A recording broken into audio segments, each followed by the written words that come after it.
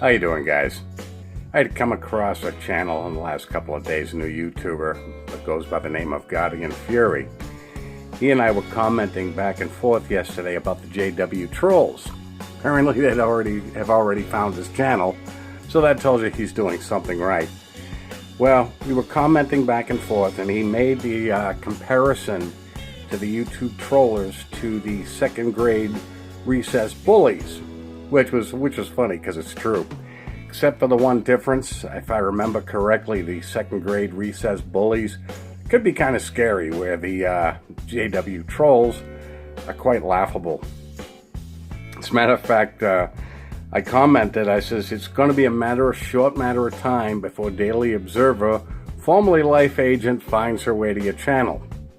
Well, Daily Observer has already found her way to another YouTuber, new YouTuber, whose channel is Dear Mom and Dad, Letters to My Jehovah's Witness Parents. I caught that several days ago, and apparently Daily Observer had already been there. Well, I've been watching several of her videos, and we both simultaneously were going at it back and forth with Daily Observer. Not in a nasty way, but Daily Observer, still Life Agent, she's just the same as she always was not hearing anything. The funny thing is, she's not even baptized, and we're both trying to tell her there are things that you don't know as an unbaptized witness that you're going to find out when it's too late. Funny, reading the comments from the trolls in my comment section as others, and knowing Jehovah's Witnesses the way I do, it's pretty obvious that I come to one conclusion. Even though they think they're superior to everyone, at the same time, they feel inferior. They all have this inferiority complex. It's kind of like they have to show you what they know and who they are in one breath. I remember back when I was studying in 2006, a couple of people, from what I remember, had just started coming to our hall. This one guy, and what I initially thought was his mother, he was in his 40s, and she clearly remembered the Alamo. I later found out it was his wife. Yeah, go figure. I found out pretty quickly that this guy loved to tell you everything he knew in one sentence. He was one of these, felt superior, but definitely felt he was inferior. He loved to talk. As a matter of fact, he talked so much that there was a couple of times he had burned up the oxygen in the Kingdom Hall, and a couple of the older sisters had passed out. It was pretty apparent when he joined the old ministry school that he loved to talk. If I remember the number 3 assignment, you had an allotment of 5 minutes, which is quite sufficient to make your point. Get up, read a few scriptures, make your point, get the hell off the stage. Never failed. This guy would go over. Usually on average 7 minutes.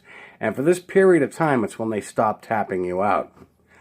Well, he would overload his talks with scripture after scripture after scripture and reiterate the same things over using different phrases. He tried to use words so high that within a few minutes, he lost everybody's interest and nobody could tell what his talk was about. What was worse than the number 3 assignment was when he commented at the Watchtower study. They were like talks in themselves. Well, there was, anytime he got the microphone at the Watchtower study, like I said, they were talks in themselves. There was a couple of times his comments went on so long, I expected the closing song and prayer to start before he finished. Well, anyways, Sundays were generally my day to go out and service. I worked a lot those days, much like today. And Sunday, it was funny. People would sneak out of the hall because they didn't want to go out on Sunday. So generally, the only other person there was to go out with was the coordinator of my congregation. So he and I would go out on Sundays. He had this one Bible study. That was probably one of the most inquisitive people I ever met. He would leave you always with a question. So he and I would have to go home and do some research for the next study. which isn't a bad thing. Unfortunately, what we were teaching him wasn't the truth. Well, I couldn't go out every Sunday. Sometimes work would get involved, and I would have to excuse myself, so he took this one long-winded brother with him, which is fine. Okay. Well, there was one Sunday, there were just 3 of us going out in field service, so, okay, well, how do we split this up 3 ways? We decided all to go to the study. Okay, not unheard of. During the study, mind you, the coordinator of my congregation was a very intelligent person. He would bring up things that, on average, I would never consider. And I would usually have to go home and research what he said. So he's making a comment of the study, in the middle of the study, when all of a sudden, this long-winded JW is sitting there shaking his head no. And I'm looking at this guy. He commented, interrupted the coordinator, and totally contradicted everything he just said. Now, at the time, I was a doctrinated JW, and I'm looking at this guy, and I'm like, thinking, this is not the time and place to be correcting somebody. I wasn't happy with him at all. I was furious, but it wasn't my place, so I bit my tongue, didn't say anything. I didn't know at the time how the coordinator felt about it, but we just got up and we left. During the course of the week, I said to the coordinator, I says, I think so-and-so needs to keep a little bit of distance from me. So he knew I was ticked off at him about something. That next Sunday, he made mention of it to him. He says, I don't know what your problem is with Vinny, but you guys got to straighten it out before we go out in service. Okay, well, it was the 3 of us again. I guess we were all going to go on the study again. We went over to the coordinator's house after the meeting, got some coffee and stuff. And I had not said anything to this guy all week, but he already knew I was pissed off at him. And he turns to me and says, I'd like to know. Oh, mind you, this was a great big guy with a really high-pitched, squeaky voice. Big truck, little peepee. And he says, I'd like to know what your problem is with me. Well, I wasn't going to say anything. But since he opened the door for me to say so, I proceeded to rip him a new ass. And ripped him about what he had done the last week. I said, you never contradict somebody in the middle of a study. And he said, well, I was thinking about the student. And I says, then you could have said something after the study. And he could have gone and researched it and corrected himself the next time. Well, he apparently thought I was going to back down if he got in my face about it, which, no, he didn't know Vinny that well. Well, he turns to the coordinator and says, is this how you feel? Well, the coordinator, he expected to back down when he said that. And the coordinator says, well, yes, I do. Okay, end of subject. There was no more argument.